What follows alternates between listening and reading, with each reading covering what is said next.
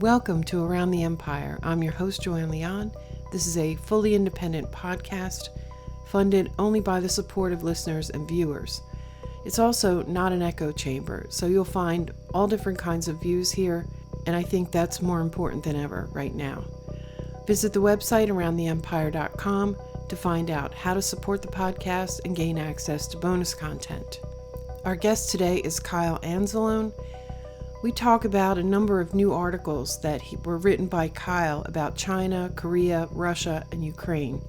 In a bonus segment, we talk about how the war in Ukraine seems to be changing from a conventional war, mostly conventional war, to more of an insurgency and dirty war. We also talk about the Dugin car bombing. We recorded this last week, so some of those articles that I say are new, they're from last week. Kyle is the opinion editor at antiwar.com, news editor at the Libertarian Institute, and co-host of the Conflicts of Interest podcast and show.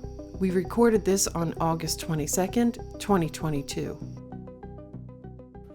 Kyle Anzalone is here. He is the opinion editor at antiwar.com, the news editor at Libertarian Institute, and the host of Conflicts of Interest. Kyle, you're a busy guy these days. How you doing? Doing great. Thanks for having me back on, Joanne. Yeah, so today we're going to cover, just in the last few days, he has published 5 different stories, and all of them are of interest. So they kind of touch on some things in China, Korea, Russia, and Ukraine, all of which are hot topics. So let's get into it. All right. Let's start with, actually not this one. There's Kyle's author page at antiwar.com for anybody who wants to find it. And the first story we're going to talk about is these exercises in South Korea. So back during the Trump years, everybody remembers that he was working on relations with Kim Jong-un, right? And he shut down these military drills. But it looks, Kyle, from what you've written here, it looks like they are back in action. They're going to start today. Is that right? I think they are underway as of now. I think it was Monday, Korea time, which is way ahead of wherever we are in the U.S. Yeah. So do you want to tell us a little more about those? Yeah, so they played this very coy for a while, and it wasn't until last week that I feel like there was really some good information that was going to happen. And then yesterday we got official reporting from the Wall Street Journal and Bloomberg that yes, these were going to be live military games that were taking place. In the Wall Street Journal article, of course, they presented as, oh, the U.S. and South Korea need to prepare to make sure they have readiness to fight a war with North Korea. And of course, a lot of what's actually happened on the Korean Peninsula isn't about North Korea at all. It's about China and the U.S. attempting to build relationships in the region with Japan and South Korea and these trilateral pacts. And they are recently carrying out, I forget what they're called, something Dragon war games where they are trying to identify incoming missiles in Hawaii, and that was conducted trilaterally between South Korea and Japan. And I believe it was May when they had the NATO summit in Madrid. The U.S. and South Korea and Japan had a sideline meeting and actually signed a trilateral agreement where all 3 parties said that they would work towards carrying out new war games and having more cooperation within their militaries. And so I think we've really seen, not only as President Joe Biden has taken office and led this policy in a different direction, not only more confrontational against China, but prioritizing more the U.S. Seoul Tokyo relationship in order to take on China. And this has really upset North Korea. We've seen North Korea carry out a record number of missile exercises in 2022. Now, that was scaled down, I believe, between like last week, it was probably August 15th and July 6th. North Korea had not carried out a single missile test. But then with the, the provocative planned war games. They carried out a cruise missile test last week. And so now we have the U.S. and South Korea are going to carry out the war games that, you know, have been our annual war games, but have been scaled back and were only done, you know, remotely. They did simulations by computers and things like that over the past 4 years. And so now those are going to ramp up. This was, I think, the one real thing the U.S. agreed to do in the Singapore summit, Joanne. You know, there was some opening of relations. The South Korean president at the time, Moon Jae-in, was very receptive to and really wanted to make some kind of agreement with North Korea. And so, you know, part of what came out of Singapore was just Trump giving President Moon the space to carry out the diplomacy that he wanted with North Korea, but the U.S. also scaled back these war games. And in response, North Korea didn't test missiles for years. They dismantled a nuclear weapons testing site and also a ICBM engines testing site. And now North Korea seems to have rolled most of that back as the U.S. has returned to, you know, the same policy. Really, I think Biden has essentially adopted the Obama policy towards North Korea, but it's got an added bit of hostility because of how many military assets the U.S. has put in the Pacific and how much the U.S. is prioritizing its military relationships in the Pacific, not necessarily even if it's not directed at Pyongyang. The North Korean regime obviously views it as a threat. If you look at, you know, how relatively close China or even Taiwan is to South Korea and the capabilities of the American weapon systems that we're looking at putting on the first island chain, while it will all be directed at Beijing to the west, it can, I'm sure, very easily be rotated 90 degrees north and just taken to North Korea. And so North Korea now has to worry about this and plan for this. I guess just a little bit more reminder on the Trump policy, because I think sometimes he gets too much credit for what happened in North Korea. But this was what we were hoping for when we got Trump as president, right? Was the North Korea policy. Yeah, he does ridiculous things like calls Kim Jong-un Little Rocket Man. And yeah, he's going to threaten fire and fury. But then whenever it actually comes to, are we going to fight a war? He actually doesn't want to do it. And when you don't want to fight a war, you engage in diplomacy. And that's what Trump did. And he engaged in one successful round of diplomacy with the North Koreans. Unfortunately, as I expected with Trump, he did not understand that personnel makes policy. And when he hired John Bolton, he destroyed his Korea policy. Full stop. That's what happened. On the spot, at the meeting. Yeah. Yep. And so, you know, now we end. But even then, for the remainder of the Trump administration, North Korea continued its missile testing freeze because, you know, there was some reciprocal action. And I think, too, having Moon Jae-in as the president of South Korea was huge. Now the president of South Korea is Yoon, who is more of a hawk. He's discussed having nuclear, I believe, submarines or some kind of, you know, U.S. nuclear triad weaponry being deployed to South Korea. He really wants to increase U.S. and Japanese and South Korean military ties. And so North Korea obviously sees this as a huge problem. And my guess is that Japan being involved has like a lot of historical problems because, of course, you know, just going back to World War II, Japan had invaded Korea was an imperial colony. The men were used as, you know, slaves, worked to death, and the women were, you know, the term comfort women comes from the Korean women who were taken and used. You know, this is what the Japanese government gave to their soldiers, were these Korean women, as, you know, to keep them fighting and to keep them involved, you know, for them to perform sexual favors on them. So I'm sure that, you know, bringing Tokyo into this midst is creating a lot of legacy problems here. Yeah. I don't think any of that in terms of underlying sentiments has been resolved, really. And yeah, as you mentioned, this is fairly close proximity to other problematic areas. This is a 200 mile per inch scale map, right? And Taiwan is down here. So we've got obviously a lot of naval activity, and God only knows what else. I haven't even checked in the past week what's going on, but we have obviously relations with China are pretty bad. And there's a lot of nasty, I would say, not a lot of diplomacy going on, and a lot of nasty words flying back and forth. And I would say in this past year, sort of unprecedented belligerence. So from very publicly from China, which I mean, they probably felt that way for a long time, but they're making it really clear.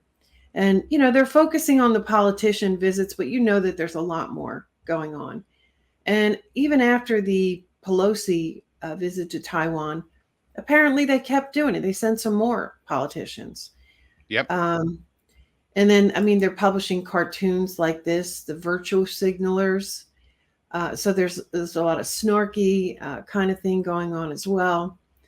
And then you have from someone from I think he's a deputy foreign minister from the foreign ministry of China.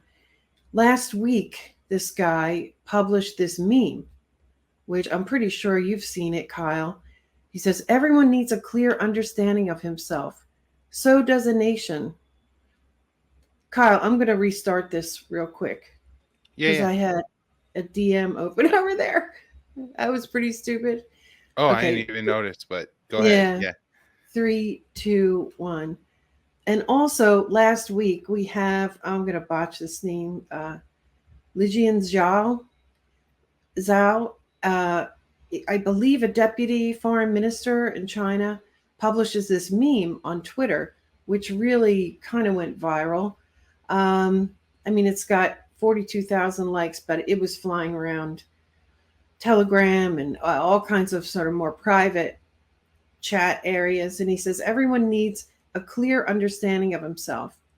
And, the kind of things he's got here, this is from an American perspective, an American speaking, what Japan thinks I do, what Korea thinks I do. All, of course, the worst atrocities, the worst attacks on these countries by the United States. What Vietnam thinks I do, what Iraq thinks I do, what Pakistan thinks I do, what Yugoslavia thinks I do, what Afghanistan thinks I do. And then they move over to what I think I do, which is a picture of Superman. And then the last one, which is the most controversial, and it says what I actually do. And it is the Twin Towers on fire. So this is a kind of tone that the whole thing has taken.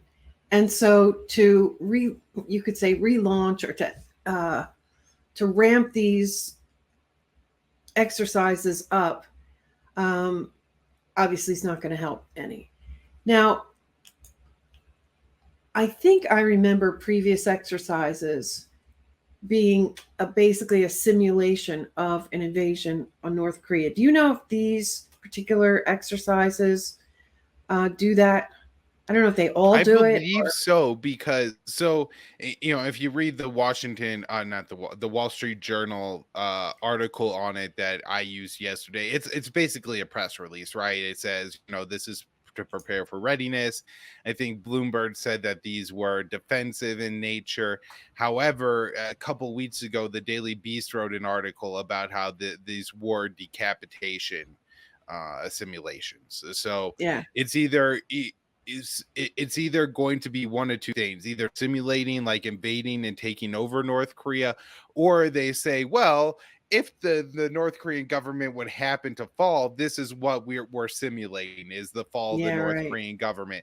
And so they say it's defensive in the name of securing nuclear weapons, everything like that, but it's really not. And obviously you wouldn't take it that way if you lived in North Korea at all. Yeah. So, stirring up North Korea, making China, escalating that, just being in the area, any kind of large exercises in the area are going to make China pretty unhappy. So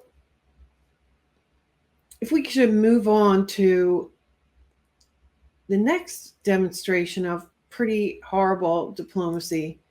Things have gotten so bad with Russia. We pull up this article.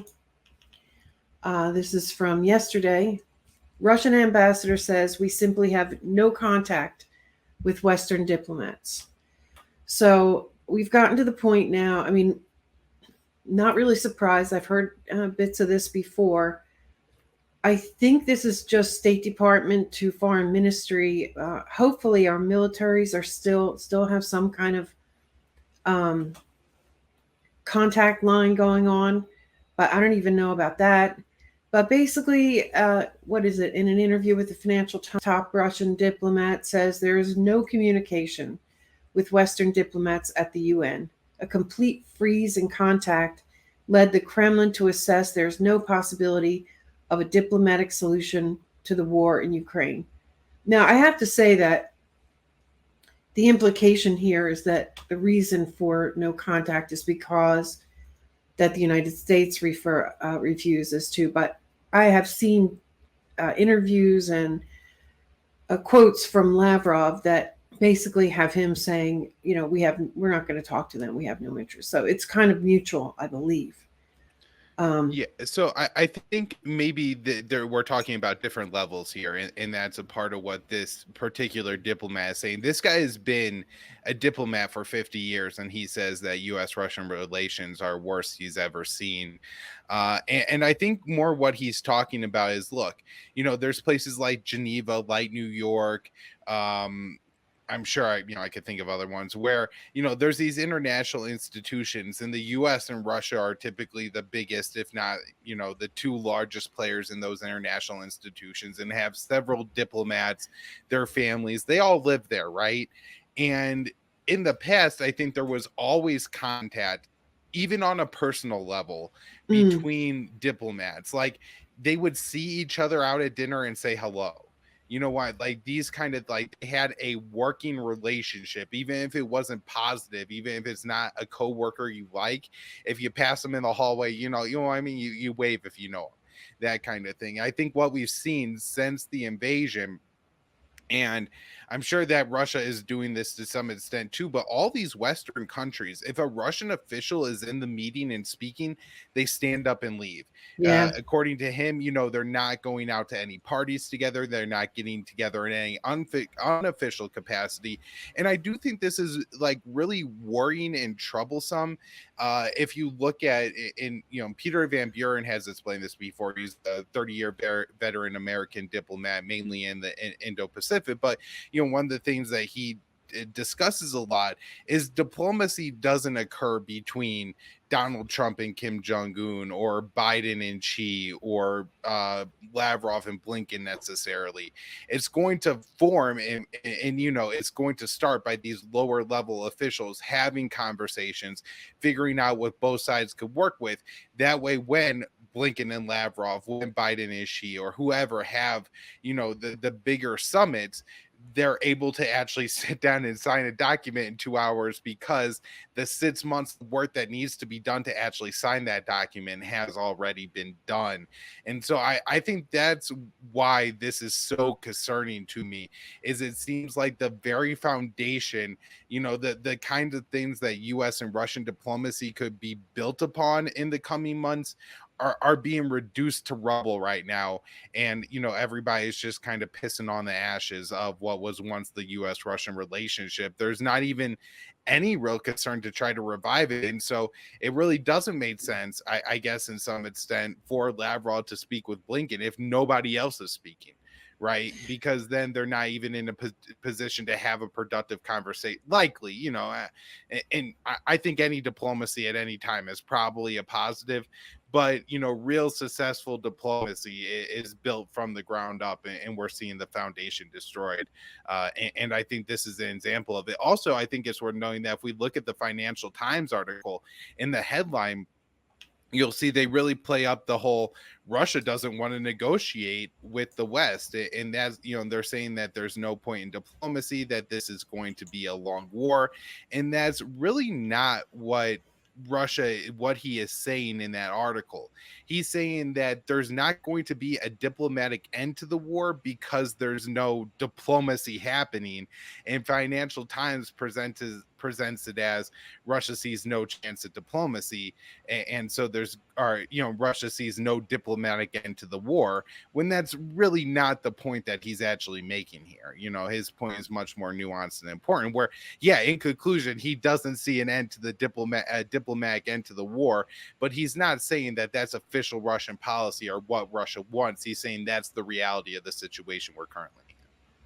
Yeah, I'm glad that you explained that. That makes a lot of sense, and it is really concerning. I mean, for a lot of reasons, but the other than the obvious reasons, to me, it seems like they almost believe that it's not worth investing in this because long term, things are going to be like this.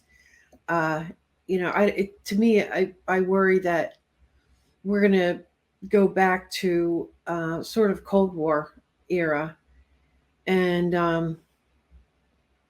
I mean, we've heard lots of things about all the parties in Washington, right? All the cocktail parties. And in a different context, you hear about people, people in the journalists in the media, they don't, they spin things because they don't want to lose access, how important it is to get invited to the parties and this and that. Plus, I'm sure there's a lot of sort of, their kids play together, their husbands or their wives. So yeah, that is super important. And who knows how many little things are worked out that way that now won't be. Right. So it is really concerning. At least the government officials that we usually come in contact with aren't what you would call like big people, or I mean, they're kind of petty, right? And so if you're snubbing people on the hallway, then that probably means that you're not going to be able to develop a working relationship with them. They're gonna hold on to this stuff for years, Joanne. Yeah. That's part of my concern too, is like, if at least if you like someone, then especially for a certain kind of people, you could look past a lot of stuff. But when you hate someone, then all you could do is talk about what you hate about them. And diplomats are the kind of people that have to figure out what they like about someone and just focus on that, because your job is to like find compromise, make peace, and things like that. And it seems at this point that they're essentially doing the opposite. They're finding the things they don't like about the Russians and just focusing on that. That way they don't have to talk to them and could just all wallow in their hatred. I've also heard some podcasters from Europe, from different countries in Europe, talk about, and lament, all the work that's been done between this country and Russia and how that's sort of all out the window now. So it is kind of shocking how fast everything collapsed like that. And, I don't know what it's going to take to put it back together again. Well, it's been fast, but it hasn't been too, though. This is the kind of thing that me and you have been talking about since we've known each other, but anti-war activists have been talking about since 2014 or even earlier. Hillary Clinton botching the Russian reset. Through this whole period of time, there's been sanctions, there's been officials removed, embassies closed, diplomats, ambassadors expelled from all of these countries. And so I think we are seeing, now the 6 months of war it's all happening at once, but a lot of it was happening, I think, over the past 8 years in particular too. Yeah, good point. And I shouldn't be so pessimistic. Things could get put back together quickly too. I mean, who knows? In this world, the way things are right now, sort of anything can happen. So we can kind of hope for the best. Along those same lines, and this is a great story. I would not have picked up on this story, Kyle, unless you wrote about it. Oh, yeah. So the Dennis Rodman story. So Dennis Rodman's going to go for a different reason, but he says he's going to go to Russia.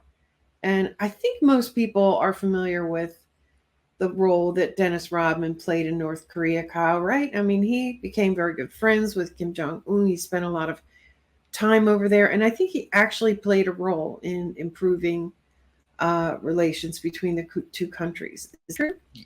Yeah, on a couple occasions, there was an American missionary who was arrested and a prisoner in North Korea.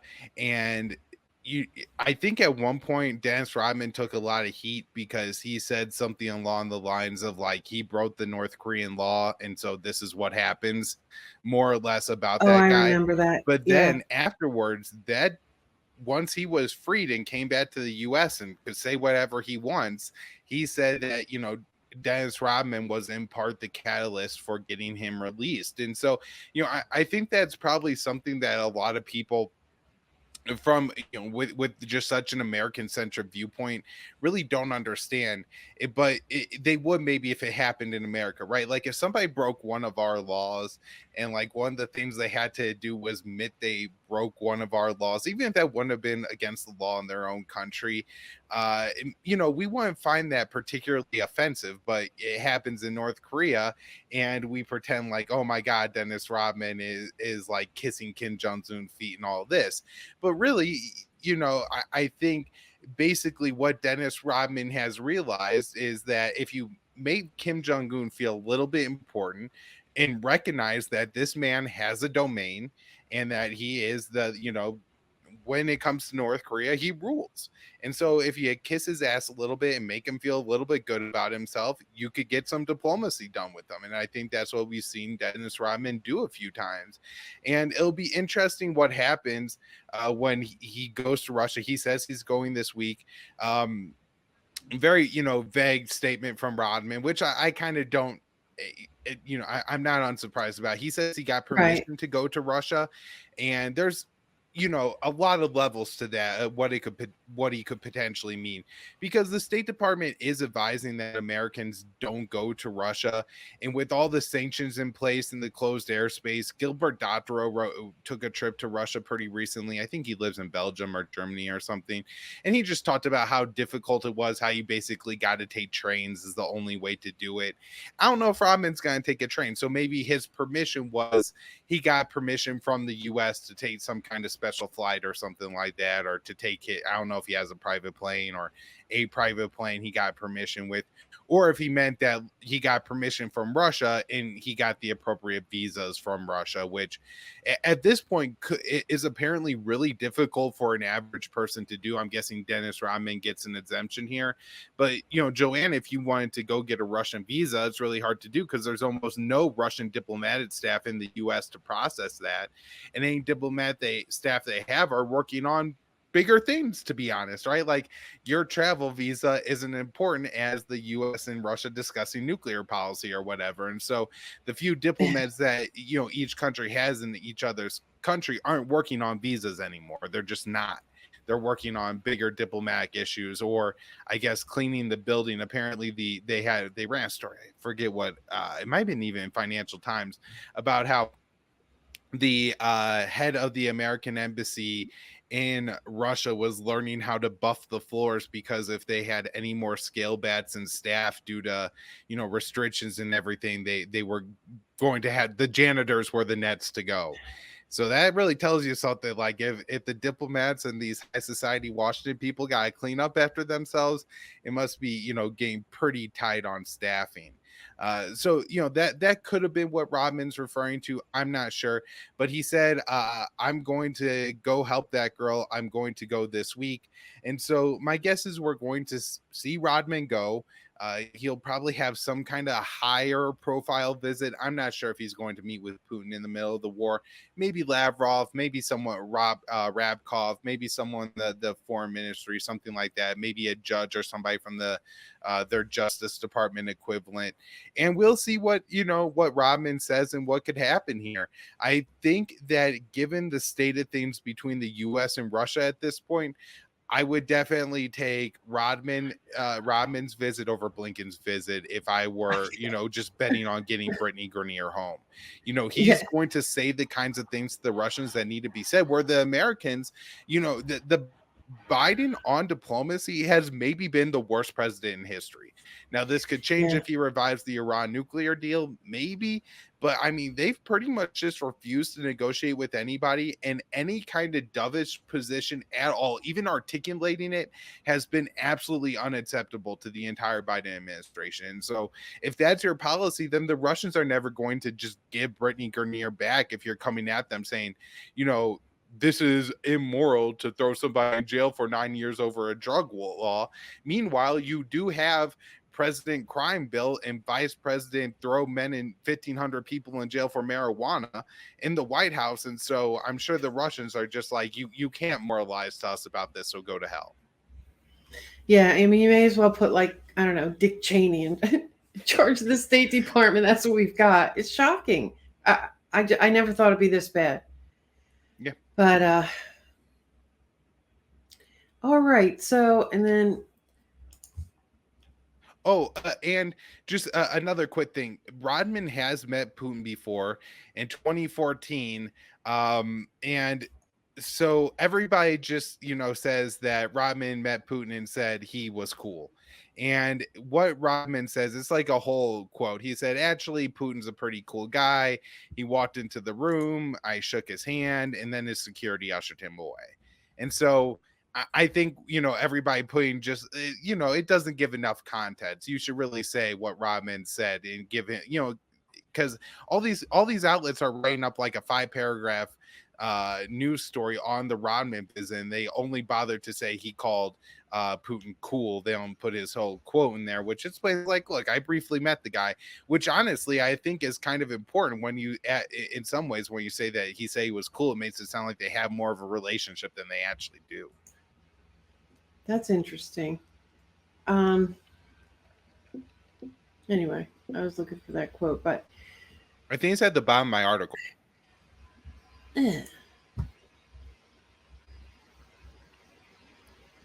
If you scroll down to the one you're on, down to the bottom of this article that you're on. There he is. Yeah, he even says, I'm not talking about politics. It ain't about politics. This was my first time meeting him. He just walked in, shook my hand, and left with his people. I just stayed there and had a good time at his restaurant. That's all Rodman. But everybody focuses on he's cool. That's all, they say. When, he says he's not talking about politics. He's just like, yeah, I had a good time eating at the dude's restaurant. Which, if you need to go to Russia and try to, like, get Putin to ease up the sentence on Brittany Grenier, this guy coming in is going to, like, probably have a better chance to get again Blinken or Sullivan or somebody like that who only say aggressive things about Putin and the Russians. I agree 100%. Good luck, Dennis Rodman. I hope that he's able to do something. I mean, there's a lot of layers to this, as always, but Putin letting Grenier go home on a plane with Dennis Rodman would maybe be the biggest slap in the face to Biden that you could imagine, right? Oh. I mean, the White House has been saying for months that they need to get this woman freed and making demands and all of that.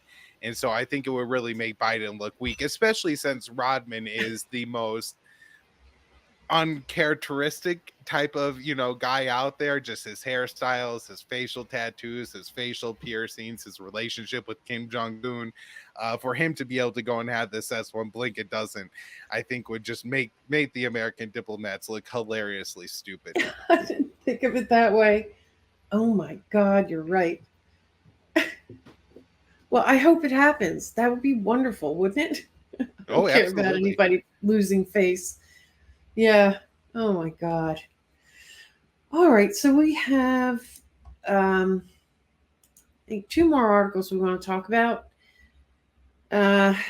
This one's not as pleasant, for sure.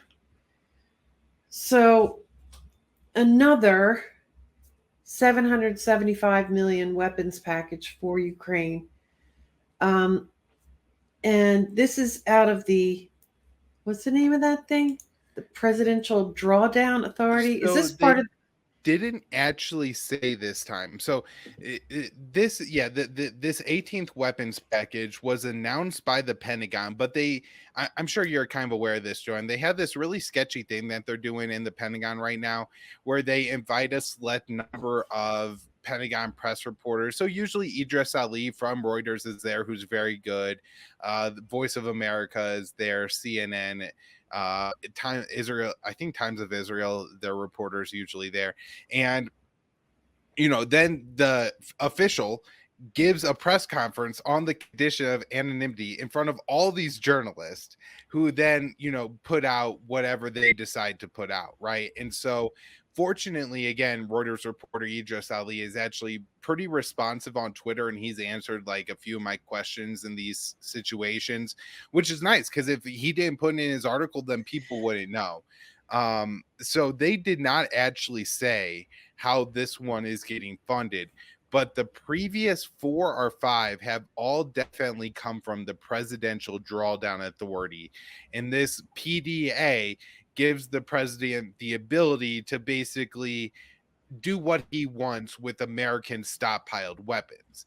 But Is this is this so this is not part of the $45 billion?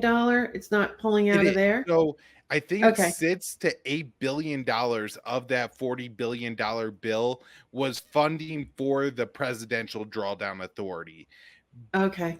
And so basically it's a huge slush fund, right, for the president, because he could send equipment anywhere, but then they got all this money in this fund to make that happen, and then I guess replace the equipment and things like that. So my guess is that this is also coming through the Presidential Drawdown Authority, since there's no authorization from Congress. The big new weapon here is the Scan Eagle drone. It's a Right. unmanned aerial vehicle. It has the ability to apparently identify artillery positions in particular, and those are going to have some kind of impact on the battlefield, maybe for a brief period of time.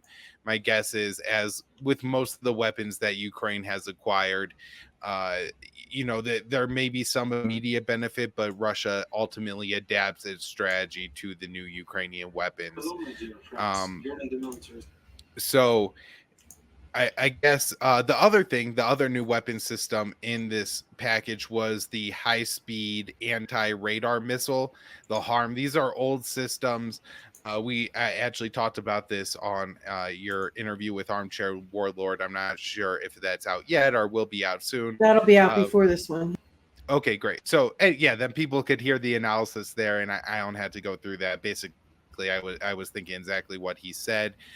There's a bunch of ammo for HIMARS. There are 30,000 artillery rounds, 16 105 millimeter howitzers, and then TOW and Javelin missiles and mine clearing equipment. Very interesting.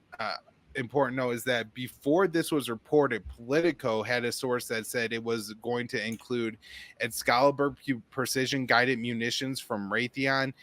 The website claims that those systems can improve the accuracy and then fire up to 40 kilometers, which is 20 miles. It's pretty far. Reuters reporter Idris Ali did respond to my tweet and said that those were not included in this weapons package. Again, we talked about this with Armchair Warlord, but I would just, to add to that conversation that we had there, Joanne, I would say that even if it doesn't provide like a new battle capability to the Ukrainians that they already didn't have, I think we have seen, as the US has given more advanced military equipment to Ukraine, Russia has responded to that. And so my guess is once the Excalibur artillery munitions do go to Ukraine, we see some kind of Russian response. I see. Any thoughts about what that response would be? I mean, I guess, recently we've seen Lavrov come out and say that because the U.S. has given Ukraine more advanced weaponry, then Russia has to take more Ukrainian territory. Maybe we see a statement like that. Maybe we see Russia carry out more aggressive strikes or something like that. Russia certainly has more military capabilities than they've used in Ukraine. I'm not familiar enough with like the Russian military capabilities to say like, oh, this would be like one step forward or something like that. But my guess is we see some kind of military escalation. Yeah, I mean, it could be a lot of things. Could be take more territory, could be missile strikes, could be, I mean, it could be who knows? where, they just recently this past week put some hypersonic cruise missiles in Kaliningrad because the Lithuanians are still slowing down some of the products that Russia wants to bring through Lithuania between Russia proper and its, Russian territory. Nobody disputes that Kaliningrad is Russian and everything, but Lithuania says that sanctioned goods can't go through, which is a lot of Russian products, but makes it very difficult for Russia to get anything to its citizens in Kaliningrad with those sanctions, which has really exacerbated tensions in the Baltics. Yeah. And by the way, the EU has asked Lithuania to allow Russian goods to go through, and Lithuania has just been difficult on the issue at this point. They've really, I think, been more hawkish on this than the rest of the European Union. Yeah, there's a lot of issues between the Baltic states and Russia that I guess it doesn't take much to flare those up. Yeah, and we did a panel podcast about a month ago, probably. I'll link it in the show notes, talking about that whole $45 billion package. And I'm also working on setting up another podcast to dig a little bit more into that and the weapons tracking issue, because it's not that easy to keep track of this stuff. Right. It's really difficult to figure out how many weapons the US has sent to Ukraine at this point, and I think it depends on how you want to count it. The Pentagon says 10.6 billion is now the number, which I have no idea, why, how they calculate that exactly. I don't know. We do know that there are some covert weapon shipments going to Ukraine, and so how much higher the number really is than the 10.6, 10.6 plus the covert, who knows? Or there's a lot of aid that we're sending weapons to Poland, and then Poland is sending weapons to Ukraine. Yeah. That's the US sending weapons to Ukraine. It's just making a stop. You know what I mean? It's just there's something a little bit different on paper. And the Europeans have sent billions of dollars of weapons. And so how much of the weapons that the Europeans have sent are really just, accounting tricks, and it's really the Americans sending the weapons, is kind of hard to tell. But we're definitely, like, I would say up over 15 billion now. And then, with the additional aid, 4.5 billion in recent weeks, and I think there were 6 billion in the past, that's just getting pumped straight to the Ukrainian government. I mean, we are really probably close to that, 25-30 billion dollar figure at this point, Joanne, of money that the US has given to Ukraine since February 24th. Yep. Yeah. I mean, we're just basically keeping their government running and everything too. So not even in the weapons category. So, I mean, I've never seen anything like this. It's crazy. And if you read reports from the Ukrainians on the front lines, now this isn't every report, but there's a lot of reporting that says they don't have very much equipment. And so for anybody who's, How can that saying be? that there's only a few billion dollars in military equipment that has actually entered and stayed in Ukraine, that could be very possible. It could be very possible that, there's like these 155 millimeter or different artillery systems that are actually going, maybe the Phoenix Ghost drones are actually going and things like that. But my guess is maybe a lot of these like TOW missiles, Javelin missiles, and other systems, maybe they're getting lost and ending up in other places. Or maybe, the Ukrainian general that gets assigned, like, he gets these systems, he sells them instead. I'm sure they could find lineup buyers and other things like this. And how depleted the Ukrainian military has been, and how little reporting and seems openness there is about this. Who knows, like, where these weapons are going? They say they're going to the 36th Kiev battalion or something like that, Joanne. Well, that doesn't exist anymore. It's gone. There's nobody there. They're all dead. And so where are those weapons going? Well, nobody knows. Kind of like the ghost soldiers in Afghanistan as well. The salaries keep getting paid to them. There's really only like 5 of them. Things like that going on. Yeah, I mean, plus just the issue of the difficulty getting things to these guys, things getting blown up. I imagine there are stockpiles in warehouses as well, but yeah, it leaves a lot of room for a lot of shady stuff. And especially this country, take the shady up a magnitude, right? Um, Absolutely. all right. Is that the last one? Oh, we got one more. Do you want to talk a little? I have not been keeping up with the. I want to leave just a little bit of room for a bonus question. But I have not been keeping up with the Iran deal. Yeah. So I mean, every week on the show, I do an episode with Connor Freeman, and Connor comes on and just gives like the most detailed breakdown of everything that's happening. You know, what all the Iranian diplomats are saying, what the European representatives are saying, what the Americans are saying. And we've been very pessimistic about this deal for some time. I will say, I think we've eased on our pessimism some in the past couple of weeks, as we've had multiple sources, including Al Jazeera, saying that a report is close, but there are still a lot of hurdles to go here, Joanne, it seems. So from the Iranian side, they have absolutely 100% dropped the demand that the sanctions are dropped against the IRGC. That's a branch of Iran's military. Those sanctions mean that anybody who was conscripted into the Iranian military now can't travel into the West. It's a huge problem, but Iran has dropped that demand. Now this is Iran dropped this demand months ago. However, the US mainstream media has continued to report that it was a problem.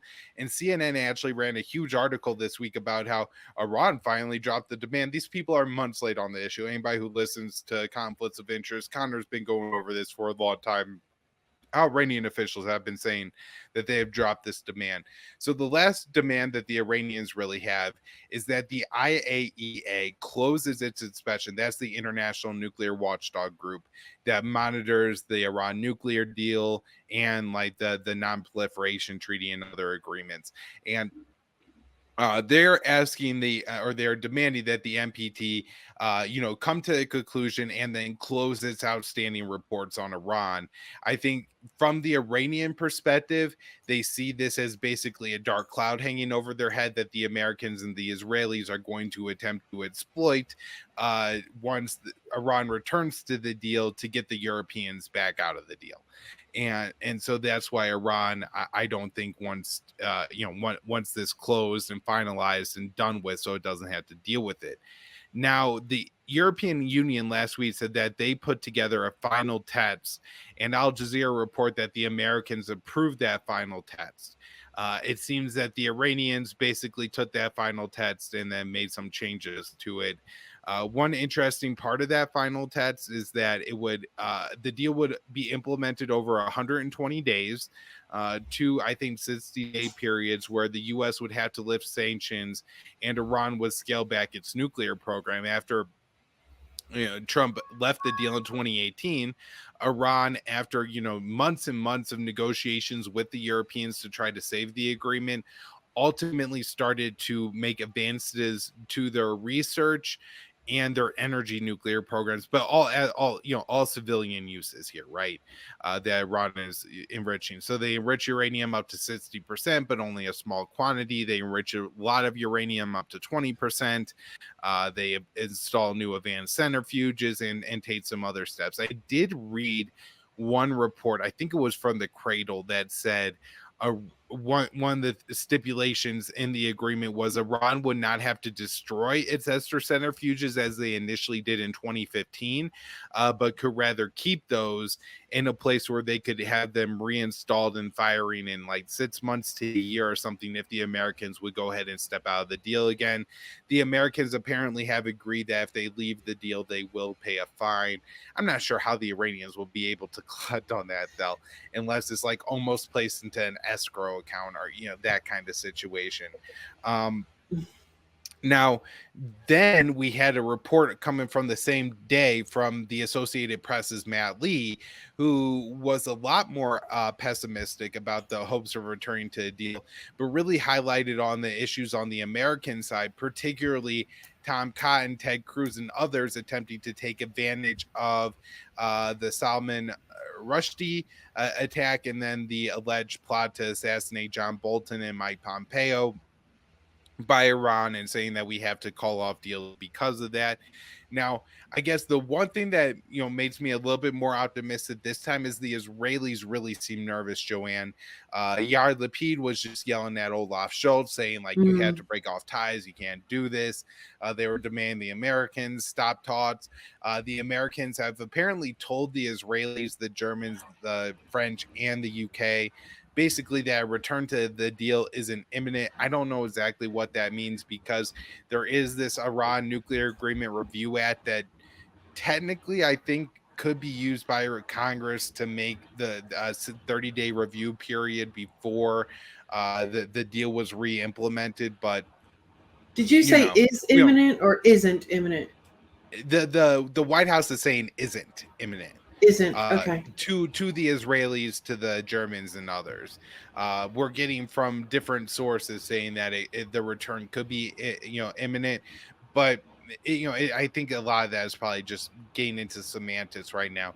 Now, I think the reason that this isn't going to work is this tweet that the House Armed Services Committee for the GOP put out, saying that even if Iran accepts President Biden's full capitulation and agrees to re-enter the Iran deal, Congress will never vote to remove sanctions. In fact, Republicans in Congress will work to strengthen sanctions against Iran. I think if we look at the political dynamics of the House and the Senate, this seems pretty likely that they will do everything possible to prevent the president from lifting sanctions on Iran. And with, we do have Rand Paul on the Republican side, who I do think is going to go along with returning to the deal. Unfortunately, we have Bob Menendez and a lot of thoughts on the Democratic side that are very insistent on making sure that this deal does not get done. And honestly, Menendez is just far more influential in the Democratic Party than Rand Paul is in the Republicans. And so that probably means that the Hawks win on this one. And even if they return to the deal initially, they're not going to relieve sanctions. And if you provide Iran no economic incentive to stay in the deal, they're going to immediately leave it again. My diabolical senator.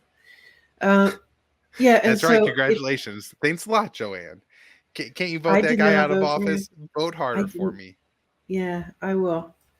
I didn't vote for him at least the last time. I don't know if the time, probably not the time before that either. And then, if the Republicans take control of the Senate and the House, one or the other or both, I guess more likely the House, in January. So, if Biden really wants to make this happen, he better make it happen quick. If he wanted to make it happen, I really think it would have happened in the first 6 months of his administration, when there were more moderates in Iran. Remember, Biden could have taken office and returned to this deal and just didn't negotiate until April. And then when they re-entered negotiations, the Israelis started sabotaging and attacking Iranian targets all over the Middle East. They were attacking Iranian ships in the Red Sea, in the Mediterranean Sea, carrying out assassinations within Iran. And the U.S. just allows this to happen. No condemnation for Israel, $4 billion in military support for Israel, increasing the number of war games the U.S. is conducting with Israel. All is happening during this time. And the Iranians and the moderates, and particularly Rouhani, were just begging the U.S. to negotiate, and they refused. It was inexplicable. I remember when Biden first took office, me and Connor were on our show, Connor Freeman, were talking about it, and we really thought that it was just too much of a win not to return to the Iran nuclear deal. But by the time we got to July, and once the hardliners took over, then it seemed like it was too late. And I think we've largely seen that, where the Americans just aren't willing to, really, it's a little bit reminiscent of the lead up to the war in Ukraine, Joanne, where they just don't want to negotiate, right? Maybe Russia really did have some absurd demands, and had they sat down in the room, Russia just would have demanded too much, and there was never any way to avert that war or something. But they didn't even try, right? No. Like they really haven't tried with Iran. Taking the IRGC off the terrorism list is nothing, right? Like everybody important in the IRGC is already sanctioned. This is just removing the sanctions on the grunts, a lot of whom, were fighting Iran or Iraq, excuse me, in the 1980s. All those people are sanctioned under the IRGC terrorism label.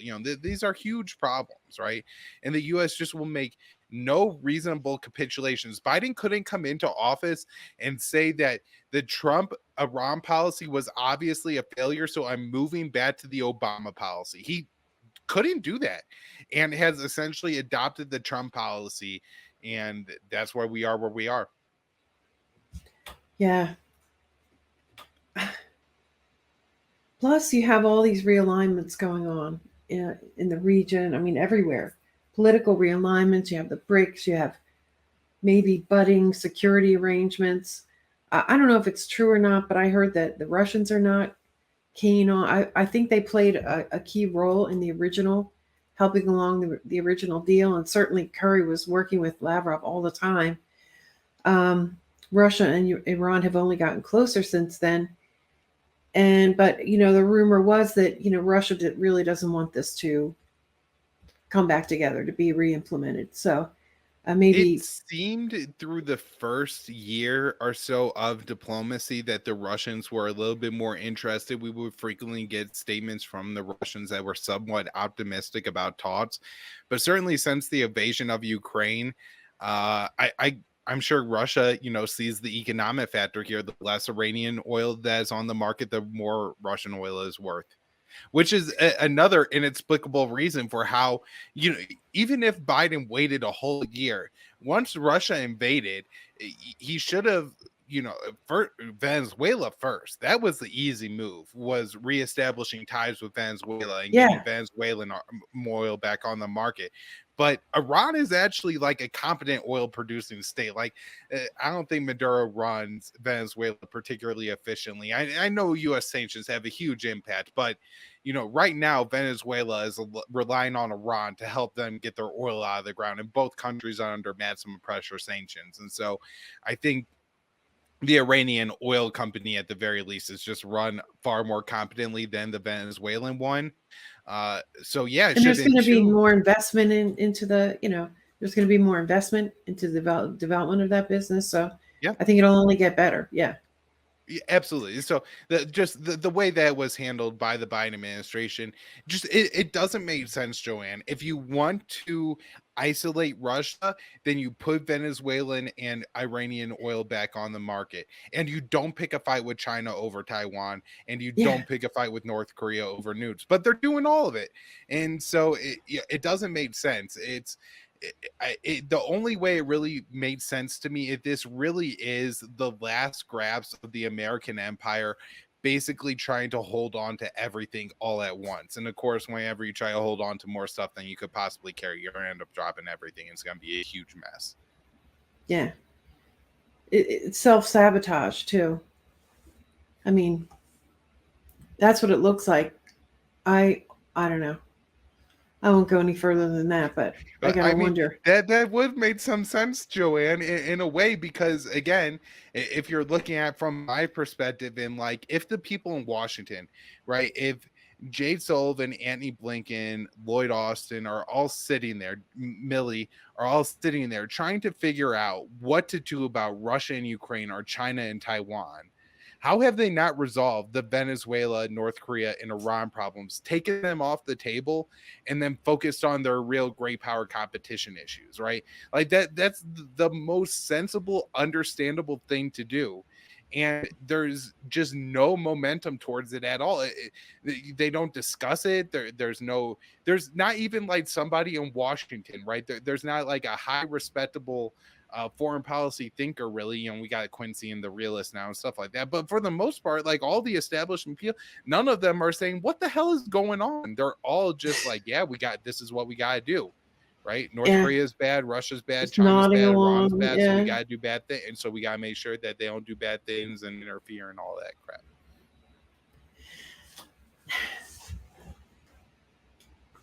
I don't know. Things are so crazy. I'm kind of tired of trying to figure out why. It's hard enough to keep up with what. Um, Exactly. all right. And speaking of crazy shit, uh, let's move over into a quick bonus question. Let's just talk a little bit more about Ukraine. All right. I just want to see if you sort of see things changing, transforming into a new kind of war in Ukraine. I don't know if you call it an escalation.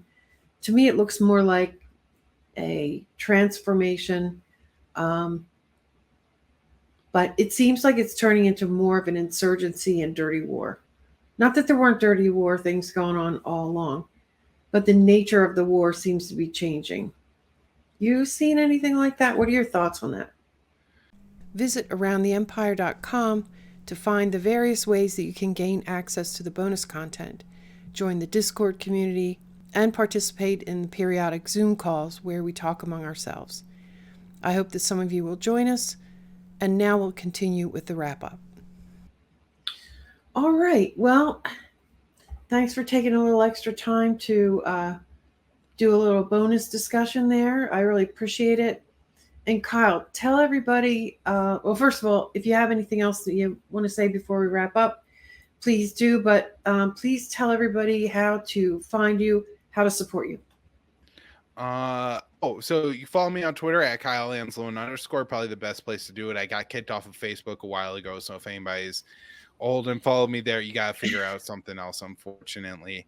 I am the news editor at the Libertarian Institute, so I write articles every day, these news stories, and then I'm the opinion editor of antiwar.com, so I put together the viewpoints for that site, and then occasionally I fill in for the great Dave DeCamp when he needs a day off and do some writing for antiwar.com as well. So And just stay and the show Conflicts of Interest.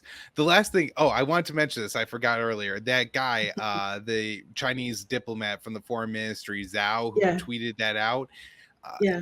So look, this isn't like a news recommendation. This is just like, if you don't like the American empire and you occasionally want to see something funny, right? I'm not saying to I don't retweet this guy, but I do find like this has been his stick for a while. Like, he is kind of the Chinese diplomat that is most going to try to mock the Americans and dids at them troll, and stuff like that.